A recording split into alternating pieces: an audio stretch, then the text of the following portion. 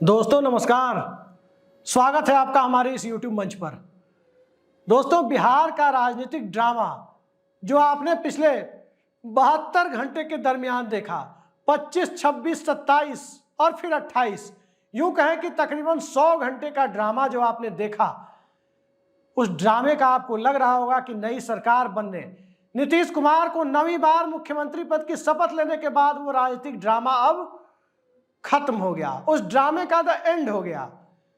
लेकिन दरअसल वो ड्रामा अभी खत्म नहीं हुआ है, बल्कि उसका क्लाइमेक्स अभी बाकी है। और जैसा कि मैं पहले से कह रहा हूं, आज से 3-4 महीने पहले से कह रहा हूं कि बिहार के पूरे खेल का क्लाइमेक्स दरअसल ये होगा कि बिहार की विधानसभा भंग होने जा रही है। और ये बात करीब करीब तय है कि बिहार की विधानसभा को भंग होना है। नीतीश कुमार विधानसभा को भंग करना चाहते थे और उसी नोट के साथ 25 जनवरी को कैबिनेट की मीटिंग 12 मिनट में खत्म हुई, क्योंकि राष्ट्रीय जनता दल उनकी सरकार का सबसे बड़ा अलायंस पार्टनर और कैबिनेट का बड़ा सहयोगी इसके लिए राजी नहीं था। भारतीय जनता पार्टी के साथ क्यों आए, बीजेपी की मजबूरी क्या है, राष्ट्रीय जनता दल की क्या मजबूरी है कि वो नीतीश कुमार के खिलाफ खुलकर हमलावर नहीं है, और जनता दल यूनाइटेड की क्या मजबूरी है। दरअसल बिहार की सियासत में सब के सब एक दूसरे की राजनीतिक मजबूरियों का फायदा उठा रहे हैं, सब के सब एक दूसरे की मजबूरियों का फायदा उठा रहे हैं। और इन सब मजबूरियों के बीच बिना विभागों का बंटवारा हुए आज जब बिहार कैबिनेट की पहली बैठक हुई, उस पहली बैठक में जो पहला फैसला आपके सामने आया वो यही आया कि 5 फरवरी से जो बिहार विधानसभा का बजट सत्र था, वो बजट सत्र अब 1 सप्ताह के लिए आगे टाल दिया गया। अब वो बजट सत्र 12 फरवरी से 29 फरवरी के बीच होगा। यानी पहले जो बजट सत्र 24-25 दिनों का था, यानी 5 फरवरी से लेकर 29 फरवरी तक था, वो बजट सत्र अब 12 फरवरी से 29 फरवरी के बीच कर दिया गया है, रिशेड्यूल कर दिया गया। थोड़ा बजट सत्र का आकार भी छोटा कर दिया गया, 7 दिन कम कर दिए गए। और इस 7 दिन क्यों कम कर दिए गए? बीच में राज्यसभा के भी चुनाव है, और क्या विधानसभा को भंग करने के लिए बस इसी सब का इंतजार किया जा रहा है? दरअसल इन सब का इंतजार करने के पीछे जो मंशा है वो क्या है, और क्या खेल होना है अगले 29 दिनों में, और किसकी मजबूरी क्या है कि कोई भी एक दूसरे के खिलाफ उस हद तक हमलावर नहीं है जिस हद तक होने की जरूरत है। तो इसके असली सियासी मायने और इसके पीछे छिपे हुए राजनीतिक निहितार्थ दरअसल कुछ और इशारा करते हैं। सबसे पहले बात राजनीतिक मजबूरियों की, और राजनीतिक मजबूरियों की शुरुआत करते हैं उस घटनाक्रम से जिस घटनाक्रम के तहत बिहार में बजट सत्र को आगे खिसकाया गया। और बड़ा कारण यह है कि बिहार की मौजूदा सरकार, चाहे उस सरकार में शामिल भारतीय जनता पार्टी हो, चाहे वो नीतीश कुमार हो, कम से कम आज की तारीख में विधानसभा का सामना, विधानसभा में बहुमत परीक्षण जैसी परिस्थिति का सामना नहीं करना चाहते। हालांकि जब बजट सत्र है, बजट पास हो या वोट ऑन अकाउंट पास हो, दोनों ही मनी बिल होंगे और दोनों पर ही वोटिंग होगी, और वही शक्ति परीक्षण भी हो जाएगा। यदि स्पीकर का चुनाव होने की नौबत आई तो वहां भी शक्ति परीक्षण होगा।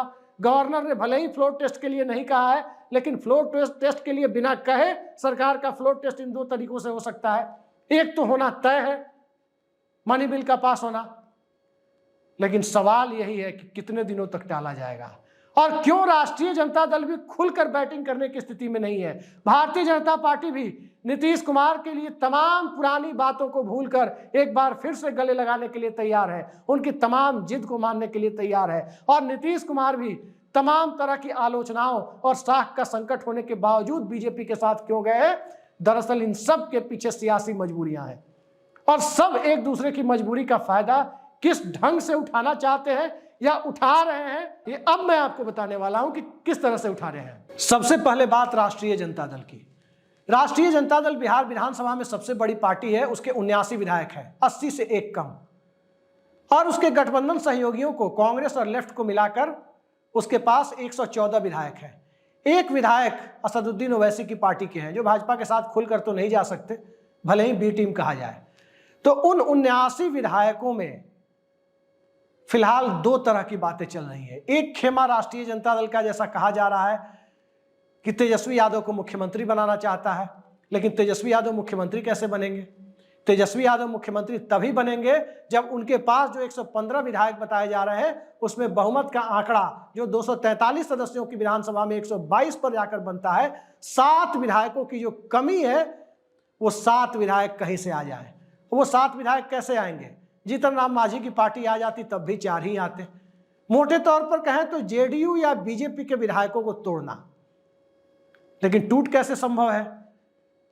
दल बदल कानून कहता है कि 2/3 से कम विधायक नहीं टूट सकते। जनता दल यूनाइटेड के विधायकों की जो कुल संख्या है 45 का 2/3 होता है 30 विधायक राष्ट्रीय जनता दल के पास है नहीं कि वो तोड़ सके। 30 से कम तोड़ेगी सरकार तो गिर जाएगी, लेकिन सरकार गिरने के बाद राष्ट्रपति शासन लग जाएगा। राष्ट्रपति शासन इसलिए लग जाएगा क्योंकि राष्ट्रीय जनता दल उन विधायकों को, टूटे हुए विधायकों को, जो दल बदल कानून की न्यूनतम योग्यता को पूरा नहीं करते, राजभवन में राज्यपाल के सामने वैधानिक रूप से खड़ा करने की स्थिति में नहीं होगी। और जब राज्यपाल बीजेपी के पूर्व कार्यकर्ता हैं, स्वाभाविक है जब जो पार्टी सत्ता में होती है अपने लोगों को राज्यपाल बनाती है, तो उस परिस्थिति में राजद का दावा कमजोर पड़ जाएगा। राजद का दावा कमजोर पड़ेगा तो क्या होगा? राजद का दावा कमजोर पड़ेगा तब राष्ट्रीय जनता दल को सरकार बनाने का मौका नहीं मिलेगा और नीतीश कुमार की सरकार गिरने की स्थिति में बिहार में राष्ट्रपति शासन लग जाएगा। राष्ट्रपति शासन यानी भारतीय जनता पार्टी का शासन। लेकिन ध्यान रखिए, राष्ट्रीय जनता दल कभी भी बिहार में राष्ट्रपति शासन नहीं चाहेगा। भारतीय जनता पार्टी को भी राष्ट्रपति शासन कभी नहीं चाहेगी। इसलिए नहीं चाहेगी क्योंकि बिहार की सियासत में कब कौन किसके साथ मिल जाए, सिर्फ नीतीश कुमार ही पलटी नहीं मारते, भाजपा भी पलटी मारती है, राष्ट्रीय जनता दल भी पलटी मारती है। बिहार की सियासत में भारतीय जनता पार्टी का खौफ इतना है कि एक बार फिर लालू यादव नीतीश कुमार को गले लगा सकते हैं। रोहिणी आचार्य का आज का इंटरव्यू देख सकते हैं, दैनिक भास्कर ने छापा है, उनकी वेबसाइट पर मुझे दिखा। दरअसल राष्ट्रीय जनता दल नहीं चाहता कि बिहार में राष्ट्रपति शासन हो। राष्ट्रपति शासन का मतलब अप्रत्यक्ष रूप से भाजपा का शासन, और इन सब के बीच भारतीय जनता पार्टी भी नहीं चाहेगी कि इन सब के बीच भारतीय जनता पार्टी भी नहीं चाहेगी कि बिहार में राष्ट्रपति शासन हो, क्योंकि राष्ट्रपति शासन होते ही लालू यादव और नीतीश कुमार फिर एक हो सकते हैं। तो बिहार का चुनाव यदि त्रिकोणीय नहीं है और बिहार का चुनाव त्रिकोणीय होने की कोई संभावना नहीं है, तो उस परिस्थिति में न राजद राष्ट्रपति शासन की ओर बिहार को ले जाना चाहेगी, न बीजेपी राष्ट्रपति शासन की ओर नहीं ले जाना चाहेगी, और जदयू तो खैर हरगिज नहीं चाहेगी। ये एक सियासी मजबूरी है। रोहिणी आचार्य, लालू यादव की बेटी, उन्होंने एक बड़े अखबार दैनिक भास्कर को इंटरव्यू दिया है, और उस इंटरव्यू में जब उनसे पूछा गया कि यदि नीतीश कुमार क्या एक बार फिर यदि राजद के पास वापस आते हैं तो क्या आप लोग उन्हें माफ कर देंगे, स्वीकार कर लेंगे? तो रोहिणी आचार्य ने जो जवाब दिया है वो आंखें खोल देने वाला है। रोहिणी आचार्य ने दरअसल कहा है कि हमारे पिता और माता यानी लालू यादव और राबड़ी देवी भोलेनाथ की तरह है, बहुत भोले भाले लोग हैं और किसी की गलतियों को माफ कर स्वीकार कर लेते हैं। दरअसल ये बयान बहुत कुछ कहता है कि लालू परिवार में क्या चल रहा है, राष्ट्रीय जनता दल में क्या चल रहा है। इस बयान के मायनों को यदि समझने की कोशिश करें तो साफ दिखता है कि भारतीय जनता पार्टी क्यों नीतीश कुमार को स्वीकार करने पर मजबूर हुई है। खुद अमित शाह, देश के गृह मंत्री और एक जमाने में भारतीय जनता पार्टी के राष्ट्रीय अध्यक्ष, जब वो राष्ट्रीय अध्यक्ष थे उस वक्त उन्होंने एक इंटरव्यू में कहा था कि बिहार में 3 राजनीतिक ताकतें हैं, 2 जिधर एक तरफ होती है, नतीजा उधर एक तरफा होता है। राजद की ताकत क्या है? राजद की ताकत है बिहार में मुस्लिम यादव का एक समीकरण, 32% वोट, सबसे बड़ा वोट बैंक राष्ट्रीय जनता दल के पास है बिहार में। लेकिन ये वोट बैंक जो एम वोट है यानी मुस्लिम वोट है, वो राजद का वोट नहीं है, वो जेडीयू का वोट नहीं है, वो कांग्रेस का वोट नहीं है। वो वोट दरअसल राष्ट्रीय जनता दल के साथ इसलिए है, जो 18% के करीब मुस्लिम वोट है, वो इसलिए राजद के साथ है क्योंकि भारतीय जनता पार्टी के खिलाफ जो सबसे बड़ा वोट बैंक किसी के पास दिखता है तो वो लालू यादव का दिखता है, और लालू यादव के वोट बैंक के साथ रहना उसकी मजबूरी है। लालू यादव का अपना यादव वोट बैंक 14% के करीब का है। लेकिन इस 32% और खासकर 14% को लेकर के बिहार में जो दूसरी पिछड़ी जातियां हैं, जो दूसरी दलित महादलित जातियां हैं, उन सब के बीच, जो अति पिछड़ी जातियां हैं, उन सब के बीच एक भय का वातावरण भी रहता है। कहा जाता है कि बिहार में राष्ट्रीय जनता दल के वोट बैंक को एक दबंग वोट बैंक माना जाता है, और वो दबंग वोट बैंक जिस प्रकार से एक नौ सामंत नियो फ्यूडल प्रवृत्ति के साथ जनता के बीच में उभर कर सामने आता है, वो दूसरे दबे कुचले वोटर्स को नीतीश कुमार और भारतीय जनता पार्टी की तरफ धकेलने पर, उन्हें भेजने पर मजबूर कर देता है। ये एक मजबूरी है। लालू यादव कतई नहीं कहते, तेजस्वी यादव कतई नहीं कहते अपने वोटर को कि आप जाके दबंगई करो, लेकिन स्थानीय परिस्थितियों को बदल भी नहीं सकते। सत्ता के मन मिजाज और सत्ता के मन मिजाज के सहारे जो एक सशक्तिकरण की भावना आती है, उस सशक्तिकरण की भावना का शुरुआती दौर में ऐसा ही स्वरूप देखने को मिलता है। जैसे आप नदियों को देखते हैं, नदी जब शुरुआत में होती है, जैसे गंगा नदी, यमुना नदी, सिंधु नदी, ब्रह्मपुत्र नदी, आप किसी भी नदी को देखेंगे जो अपने उद्गम स्थल से निकलती है, तो वो नदी बड़ी चंचल होती है, धार पतली होती है लेकिन बहुत तेज होती है। तमाम ऊबड़ खाबड़ इलाकों से होकर जब नदी मैदान में आती है, तब जाकर नदी काफी हद तक अपनी धारा को एस्टेब्लिश करती है और शांति से बहती है, एक निरंतर वेग से बहती है। अभी जिस प्रकार से सबअल्टर्न राइज, ज्यादा पुराना नहीं है, सबअल्टर्न राइज यानी समाज के दबे कुचले लोगों के उभार की प्रवृत्ति और उसका सार्वजनिक प्रदर्शन, ये तकरीबन 32-33 साल पुराना है। मंडल आइडेंटिटी के साथ सामने आया है, वीपी सिंह के मंडल कमीशन लागू करने की घोषणा के साथ सामने आया है। तो वो प्रवृत्ति अभी स्वाभाविक है कि उस रूप में मैच्योरिटी नहीं दिखा पाएगी। यह सामाजिक परिवर्तन की एक प्रक्रिया होती है, उसका एक स्वाभाविक स्वरूप है। तो राजद की मजबूरी है।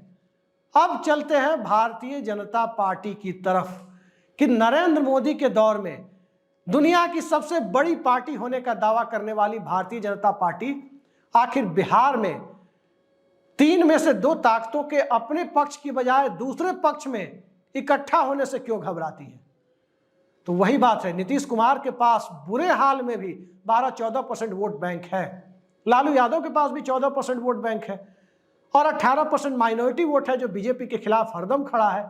नीतीश कुमार की सत्ता जब होती है, जब मुख्यमंत्री पद नीतीश कुमार के साथ लगा रहता है, तो जो अति पिछड़ा, जो लौकुश समीकरण का वोट, जो महादलित वोट नीतीश कुमार के साथ है, उसको इस बात की एश्योरेंस होती है कि चूंकि सत्ता में नीतीश कुमार है, तो राष्ट्रीय जनता दल के वोट बैंक से उन्हें सामाजिक स्तर पर, गांव में, कस्बों में, मोहल्लों में किसी भी प्रकार की परेशानी नहीं होगी, क्योंकि उनका एक सेफ गार्ड बिहार की सत्ता के शीर्ष पर है। यह एश्योरेंस रहती है, यह भरोसा रहता है, और इस भरोसे ने ही नीतीश कुमार के वोट बैंक को बिहार की राजनीति में प्रासंगिक बनाए रखा है। कभी ये वोट बैंक ज्यादा बड़ा हुआ करता था, अति पिछड़ा और महादलित के वोटों पर नीतीश कुमार की मोनोपोली हुआ करती थी, लेकिन जैसे ही भारतीय जनता पार्टी ने 2013 में नरेंद्र मोदी को प्रधानमंत्री पद का उम्मीदवार घोषित किया, वैसे ही बिहार की सियासत में नीतीश कुमार के वोट बैंक का एक ठीक ठाक हिस्सा भारतीय जनता पार्टी के साथ चला गया। लेकिन अब भी इतना बड़ा हिस्सा नीतीश कुमार के साथ है जो नीतीश कुमार बिहार की सियासत को इधर से उधर करने की ताकत रखते हैं। नीतीश कुमार की बार बार गठबंधन बदलने की, पलटने की, राजनीतिक तौर पर पलट जाने की आप जितनी भी आलोचना करें, होनी भी चाहिए, लेकिन नीतीश कुमार ने अति पिछड़ों और महादलितों के लिए कुछ तो किया है, इस बात से इनकार नहीं कर सकते। और यही कुछ तो किया नीतीश कुमार ने, पंचायतों में आरक्षण देकर सामाजिक सशक्तिकरण की बुनियाद डाली, महिला वोटरों को एम्पावर्ड कर उनके सशक्तिकरण की बुनियाद डाली, और इसके साथ साथ दलितों में भी जो सबसे ज्यादा पिछड़े तबके थे, उनको महादलित मिशन के तहत लाकर उनके लिए भी कुछ न कुछ किया। कितना किया, ज्यादा किया, कम किया, ये इस पर तमाम सवाल हो सकते हैं, लेकिन कुछ तो किया।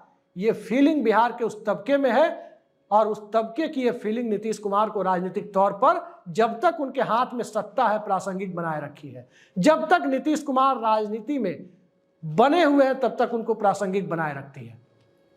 अब जनता दल यूनाइटेड चाहती है कि चाहे भारतीय जनता पार्टी के साथ रहे या राष्ट्रीय जनता दल के साथ रहे, लोकसभा के साथ विधानसभा चुनाव हो जाए। उनके विधायकों के इधर उधर भागने की खबरें आती है, और जब लोकसभा के साथ विधानसभा चुनाव होंगे तो नीतीश कुमार जाति जनगणना का भी क्रेडिट लेंगे, यानी मंडल का भी क्रेडिट लेंगे। तो नरेंद्र मोदी और उनका राम मंदिर का मुद्दा, जो सुप्रीम कोर्ट की कृपा से बन रहा है, राम मंदिर का क्रेडिट ले रहे हैं, उसका क्रेडिट जनता के बीच वो खुद लेंगे। मोटे तौर पर कहें तो मंडल और कमंडल की साझा लहर में नीतीश कुमार को भी फायदा होगा, नरेंद्र मोदी को भी फायदा होगा, और दोनों इस पूरे के पूरे चुनावी अभियान में दोनों एक दूसरे का फायदा उठाकर अपनी अपनी सत्ता को सुरक्षित करना चाहते हैं। नरेंद्र मोदी के लिए नीतीश कुमार की बात मानना मजबूरी है। उनके कई राज्य, कहीं राज्य खिसक गया तो कहीं जनाधार खिसक गया, महाराष्ट्र का भरोसा डिग गया तो कर्नाटक का जनमत उखड़ गया, पश्चिम बंगाल में अगर कांग्रेस ने दलित प्रधानमंत्री का नारा लगा दिया तो खाता भी नहीं खुलेगा। जो भारतीय जनता पार्टी ने वहां दबे कुचले वोटों के साथ अपनी बुनियाद बनाई थी वो हिल चुका है। किसान और पहलवान आंदोलन ने हरियाणा हिला दिया, हिमाचल प्रदेश बिखर चुका है, भारतीय जनता पार्टी हिमाचल में बिखर चुकी है, उत्तर प्रदेश के पश्चिमी हिस्सों में भारतीय जनता पार्टी को काफी नुकसान है। नीतीश कुमार इंडिया गठबंधन में बने रह जाते तो पूर्वी उत्तर प्रदेश में काफी नुकसान होता, झारखंड में काफी नुकसान होता, और जिस प्रकार की राजस्थान और मध्य प्रदेश की परिस्थितियां हैं, उन परिस्थितियों में वसुंधरा राजे और शिवराज सिंह चौहान की नाराजगी भी बीजेपी की सीटें घटा सकती है। तो इस परिस्थिति में नीतीश कुमार अगर 40 में 39 या कम से कम 35 की गारंटी बिहार में कर दे रहे हैं तो नीतीश कुमार की बात मान लेना कि यहां हमारी मोनोपोली, वहां आपकी मोनोपोली, इस चीज की सार्वजनिक स्वीकारोक्ति करा देना दोनों के लिए विन विन सिचुएशन है। और यही कारण है कि यह गठबंधन हुआ है। हो सकता है कि बिहार में वोट ऑन अकाउंट पास कराकर, यानी बजट के बजाय जो 31 जनवरी के बाद का जो पहला क्वार्टर है, 3 महीने का बजट, जिसे लेखानुदान हिंदी में कहें, अंग्रेजी में वोट ऑन अकाउंट, और आजकल की नई टर्मिनोलॉजी में अंतरिम बजट, उसे पास कराकर विधानसभा भंग कर दी जाए, राज्यसभा चुनाव कराकर भंग कर दी जाए। सीट शेयरिंग की बातें भी आ रही है कि 2020 के फॉर्मूले से सीट शेयरिंग हो चुकी है लगभग, तभी जाकर अंतिम डील तय हुए बिना, याद रखिए, नीतीश कुमार कभी समझौते को सार्वजनिक नहीं करते। तो ये डील अंदर खाने बताया जा रहा है कि हो चुकी है। नीतीश कुमार लोकसभा के साथ विधानसभा चुनाव कराकर, जहां एक तरफ नरेंद्र मोदी अपनी चुनावी बैतरनी पार करना चाहते हैं, नीतीश कुमार अपनी चुनावी बैतरनी पार करना चाहते हैं। और अब बात बीजेपी की। बीजेपी की सियासी मजबूरी क्या है?